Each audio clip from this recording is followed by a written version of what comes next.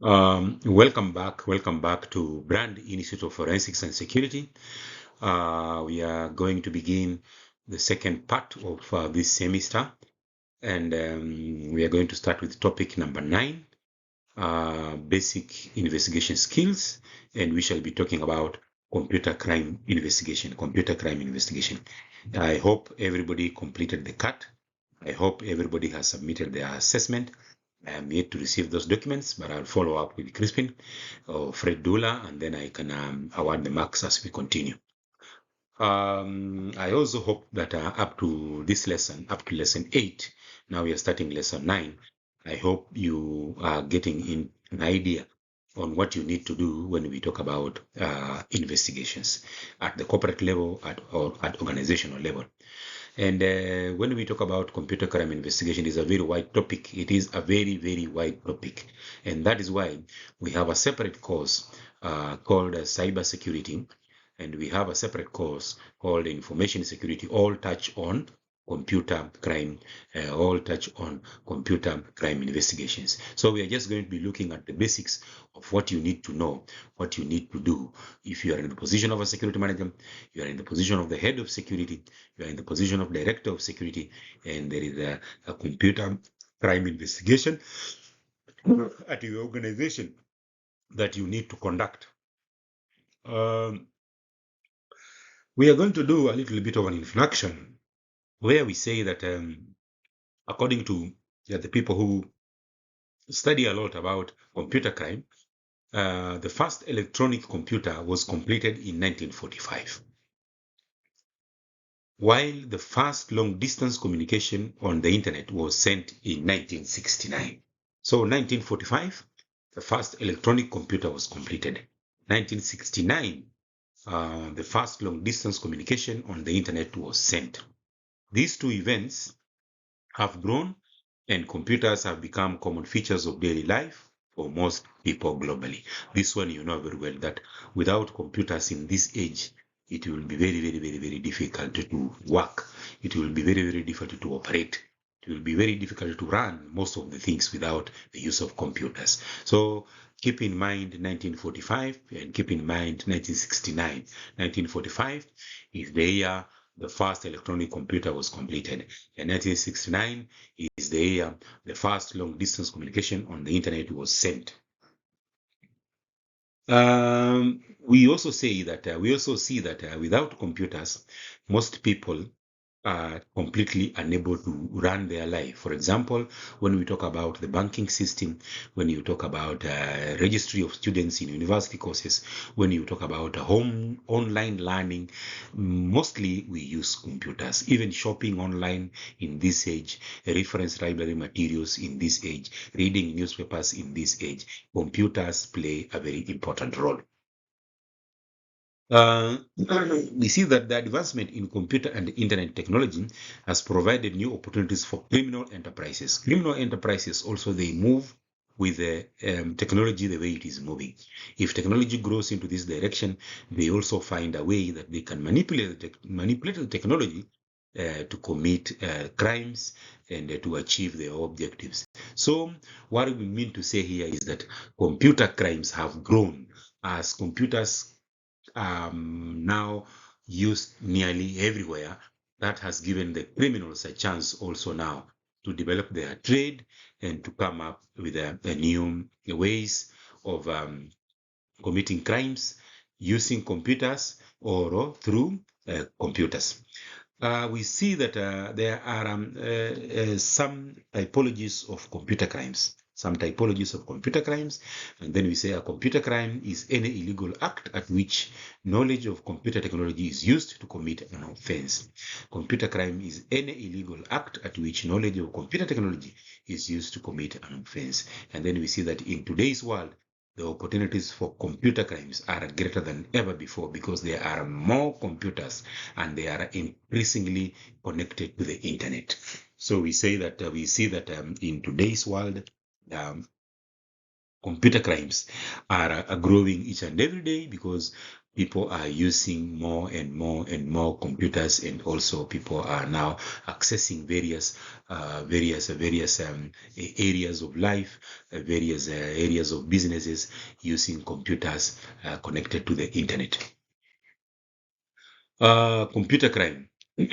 As I said earlier, we conduct a cybercrime course at Brand Institute of Forensics and Security. So we see that cybercrime, also known as computer crime, refers to the use of computers to carry out illegal activity or to carry out illegal purposes. So the use of computers to commit crime is referred to as cybercrime or computer crime. Computer crime is a type of crime that involves using a computer or the internet. Computer crime can include hacking, identity theft, online fraud, and cyber stalking. Computer crime can include hacking, identity theft, online fraud, and cyber stalking.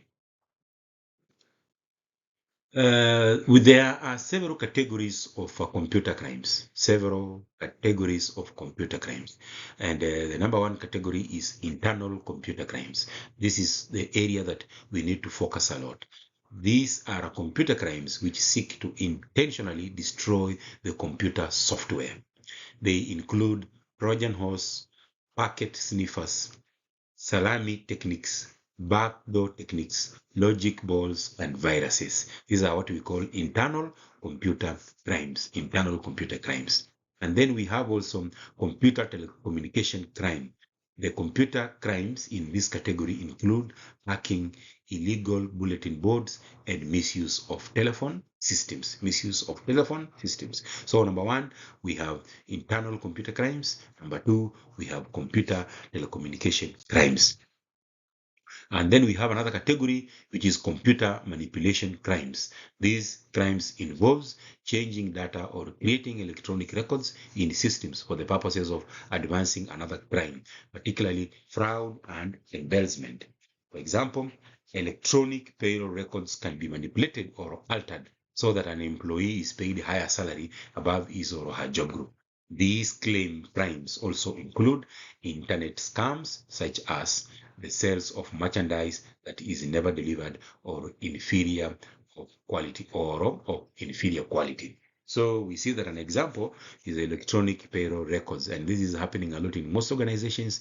There are fraudulent activities involving the HR and finance, where you find that a person who's supposed to be in a particular job group is paid a higher salary, more than what that person should be paid, because there is a manipulation of the payroll system. We also see another category of computer crimes is use of computers to support criminal enterprises. This category of computer crimes include use of database to support drug distribution, database to keep records of claims, transactions, gambling and prostitution, and money laundering. Another category is also computer hardware and software theft. These crimes include software praise, theft of computers themselves, theft of microprocessor chips, and theft of trade secrets. Theft of trade secrets, theft of computers themselves. A person steals your laptop, or a person steals your desktop, and then they can access the information therein. This is what we call computer hardware and software theft. Then, apart from the categories, we see that use of computers in invasion of privacy and related crimes. That is also another category. I mean, these crimes in this section include display of sexually explicit materials, pornographic literatures, among others. You know, there are people all over the world, so many people who are obsessed with the pornographic literatures. Their mind thinks only about pornography. They play pornographic movies, they take pornographic photos, they engage in sexual explicit materials. There are so many criminals who have got that mindset, and they use computers mostly for these kind of crimes. And then also we have a data alteration or denial or data alternation. These crimes target the computer directly by attacking the useful information stored or processed by the computer.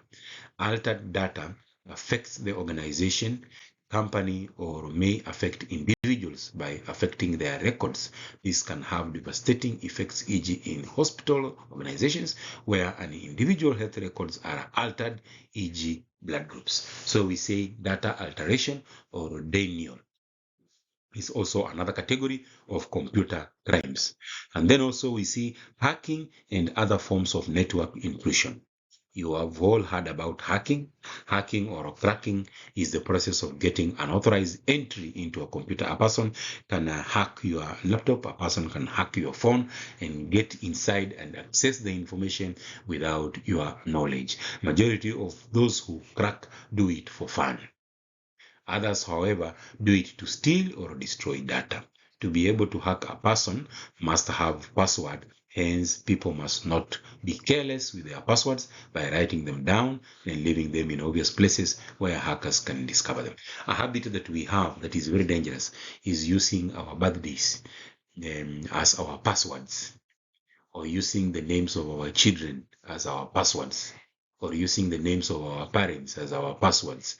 This one can be easily hacked by criminals, and they can easily get into your system and get your information. Another also mistakes that we do is to maintain same password over all devices. For example, you have a laptop, you use the same password, you use the same password on your phone, you use the same password on your ATM. That maintaining the same chain of password is also risky. Another thing that we do also is to use very simple passwords like 123456, 123456.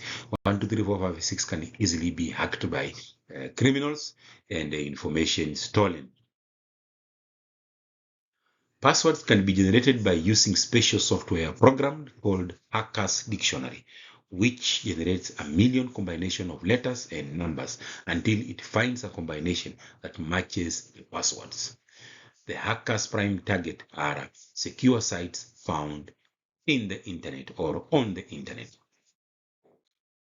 Another also thing that we may need to discuss as we continue is computer as an instrumentality of crime, using a computer as an instrument of crime. This is also another category. These are cases where a computer is used to actually commit a crime.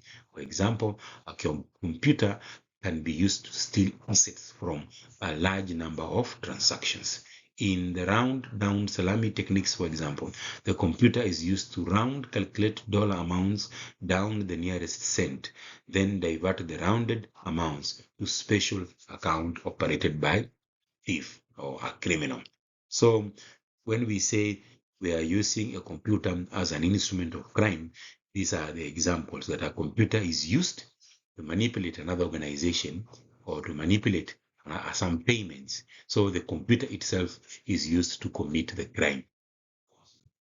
We also see that the computer as incidental to the crime. The computer is incidental to crime when pattern of incidents of criminality uses a computer simply for ease in maintaining the efficiency of criminal transactions. Here, the computer facilitates the crime.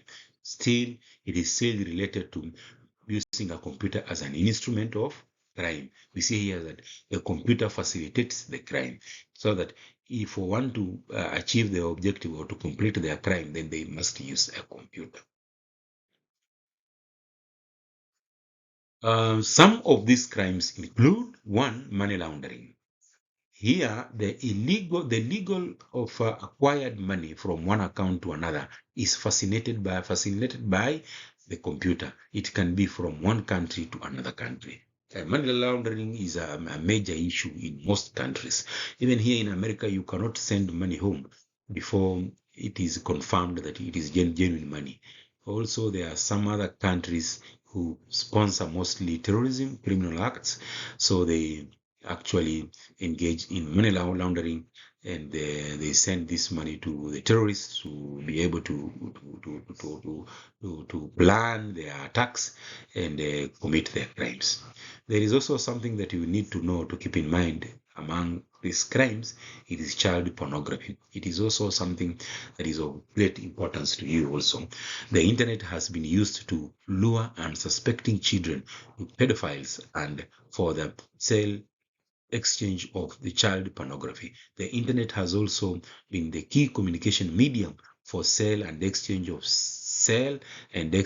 child pornography on both international and domestic levels. As I said earlier, there are people who are sick, so they engage in child pornography. You have heard of these cases. Another also area that we may need to talk about briefly is intellectual property violations. Some of the intellectual property violations are called piracy, e.g. music piracy is easily activated by the computer. Plagiarism has also been made easy by the internet, where some people steal others' intellectual work, e.g. in books, journals, and internet sites. Plagiarism is a major issue also over the world, and you as a student, you must be aware that it is a criminal offense. It is a very serious offense to engage in plagiarism. Plagiarism is actually using another person's knowledge or another person's material without their knowledge and submitting that material for the purposes of education or for the purposes of degree awards. That's what we call plagiarism. What actions do you take at computer crime scene during investigations? Actions that you should take. There is a case that has been reported at your workplace involving computers. What actions should you take? Number one, computer crime investigators should seize the computer crime evidence by execution of search warrants. The warrant must include information about the computer data storage devices, internal and external devices, floppy disks, tape backups, modems, programs, software manual, use notes, hard copy outputs, and verificals that may be of concern to the investigator. So, number one thing you need to do if there is a crime reported related to a computer, number one thing to do is to seize the computer, to take the computer into your custody as an investigator, because you may need to have this computer subjected to forensic analysis by computer investigation experts. So number one is to seize the computer. And then number two is the non-investigative personnel should be removed from the computers and terminals as priority test. They interfere with or destroy the electronic evidence either intentionally or non-intentionally. For example, if it is a case that has been reported at the finance office that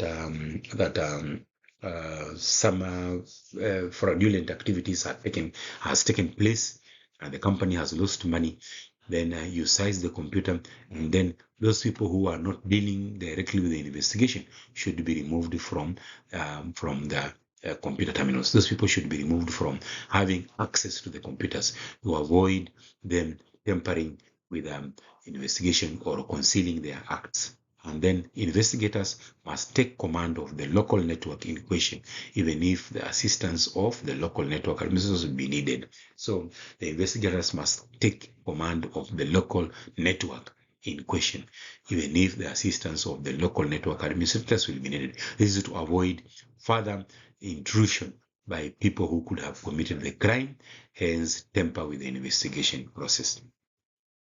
Also, number four, the necessary password of the documents should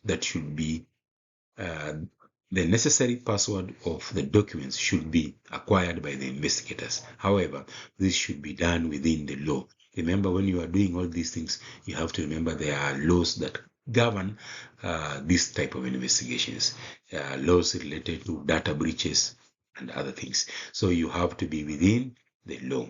And then the computer and the related equipment and materials should not be touched or removed until thoroughly documented by photography and videotaping.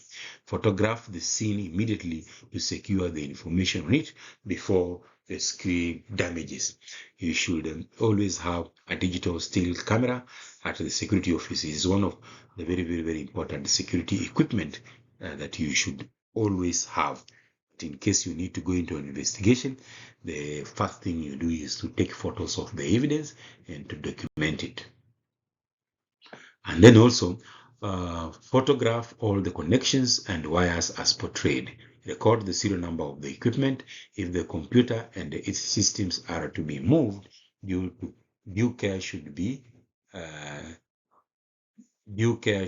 exercised.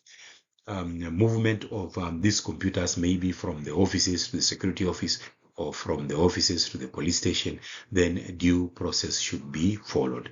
Finally, all computer evidence must be stored in an area of free dust, heat, dampness, and magnetic field, because these kind of conditions will affect the evidence that you require to proceed with the investigation. So all computer evidence must be stored in an area of free dust, heat, dampness, and magnetic field.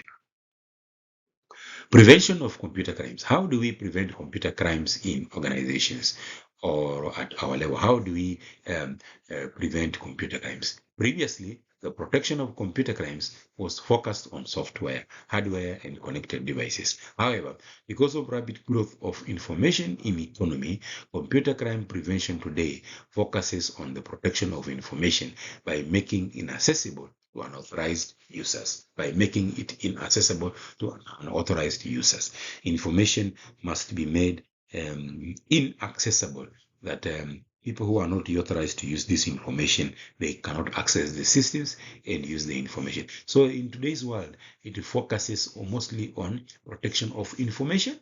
Protection of information.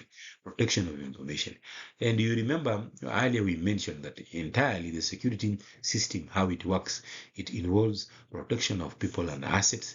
It involves protection of information, protection of people and assets, protection of also information. Protection of information is very, very, very important. So we talk of people, we talk of physical assets, and then we talk of information.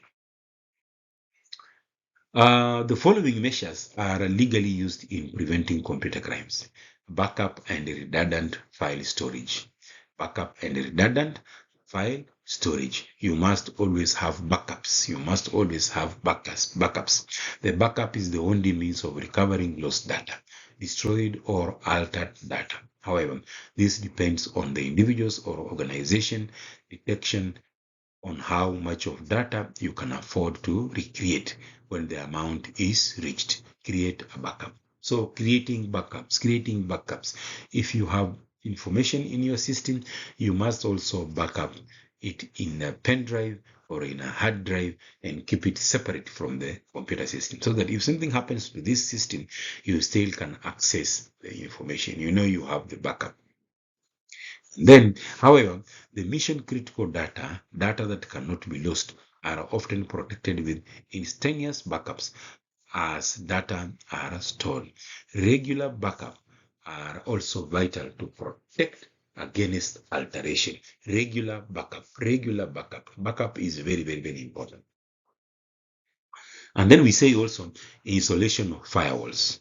This is a device software that acts as checkpoint between network or standalone computer and the internet.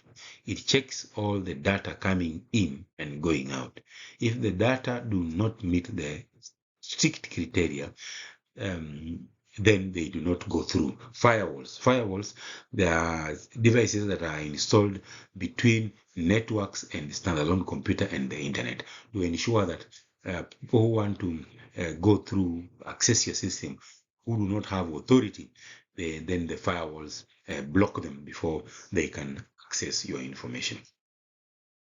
Then encryption, you also know this. This is a technique of protecting data by scrambling it into nonsense. The encrypted message can be stored and transmitted into another point with the reasonable expectation of security. This process provides an expectation that the data is private. This is because scrambled data cannot be returned useful forms by strangers. It cannot be returned to useful form by strangers. Only authorized individuals can return encrypted data into useful form. Encryption is used to store passwords, store credit card numbers, and secure e-commerce transactions. password discipline. This also is very important. We are talking about ways that we can prevent computer crime. We are mentioning this because it is your responsibility at your organizations to advise your management, to advise other employees on what they can do to protect computer crimes, protect against computer crimes. We say password discipline. Password security is the greatest problem in computer security. When the password is possessed by a stranger to the information, data can be hacked, corrupted, or stolen with ease. Hence, the password must be protected at all costs. The basic rules of password protection include the following. So we are briefly going to see basic rules of password protection. Do not use words in English dictionary that hackers programs can test very quickly. Do not use words found in the English dictionary that hackers programs can test very quickly. And then the longer the password, the more difficult it is to be guessed. The longer the password, the more difficult it is. You know, most of us like short passwords, so we can remember. That is why we usually use our birth dates or the children of our names of our children. We want something that is very easy to remember. However, when it is very easy to remember, then it is very easy to be hacked. Then use a mixture of numbers, letters, and special characters to make the passwords impossible to guess. E.g., you can see the example there. So use a mixture of numbers, letters, and special characters to make the passwords impossible to guess.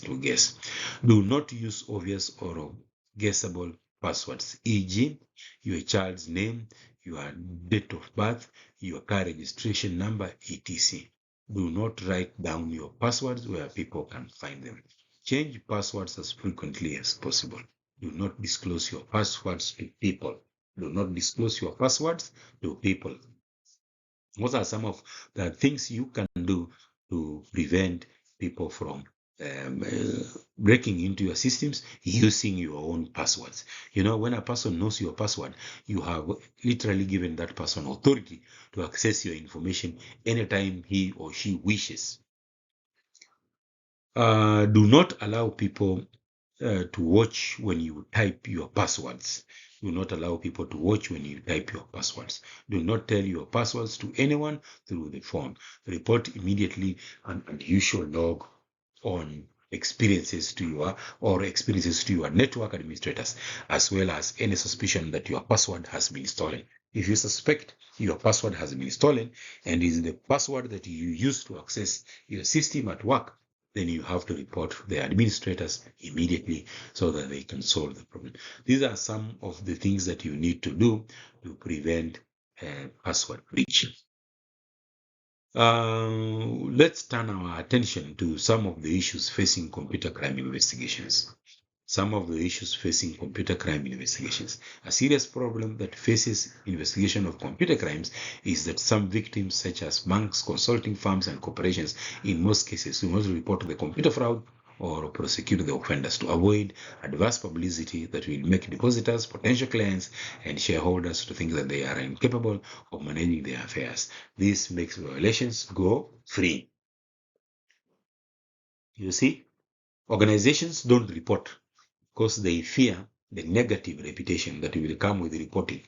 Something happened to us or our passwords were breached, then it is not reported because to any company, any organization, their reputation in business is something that is very, very important. So once the reputation is tarnished, then definitely the company will lose customers, the company will lose clients. And when the company loses customers and clients, then the company has literally lost revenue. So that is number one problem that is facing computer crime investigations, that most of the issues are never reported. They are never reported because of company fearing negative publicity. Therefore, because the crimes are largely unreported, the police, prosecutors, and legislative bodies have only a partial understanding of the correct scope of the problem. This affects the control of computer crimes.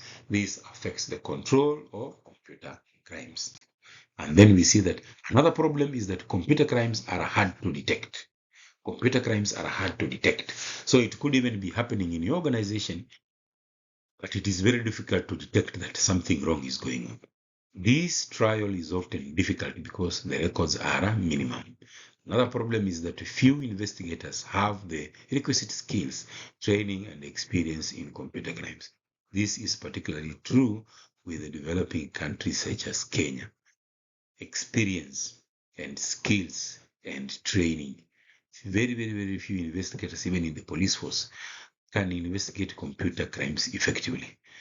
People are still going to school, people are still going for trainings to improve their knowledge and their skills at investigating computer crime. So that is one of the major issues. And then we say, when we look at the topic summary, computers, we have spoken about the definition of computer crimes or types of computer crimes and action to be taken at computer crime scenes during investigations. Computers can be used as instrumental or incidental to crimes. Computer crimes can be minimized. Challenges facing computer crime investigators. We have looked at that. Challenges facing computer crime investigators, and we have seen that number one is that mostly the computer crimes are never reported. Computer crimes are never reported. And then number two, we have seen that it is very difficult to detect computer crime when it is happening. We see that the dangers of computer crime causes a lot of damage, both financially and emotionally. Financial loss, computer crimes, criminals steal money or information, which can lead to financial loss. Computer criminals can steal personal information, which can be used to commit identity theft. Emotional distress. Cybercrime can cause a lot of stress and anxiety. Victims may feel scared, humiliated, and helpless. So those are some of the dangers of computer crimes that you should be aware of.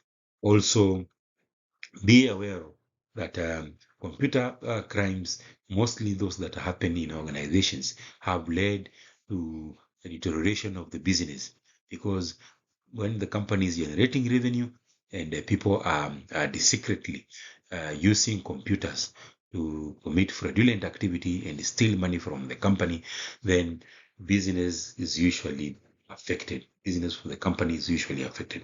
Those are some of the issues that I wanted just to mention as a basics to computer crime investigation. Basics to computer crime investigations.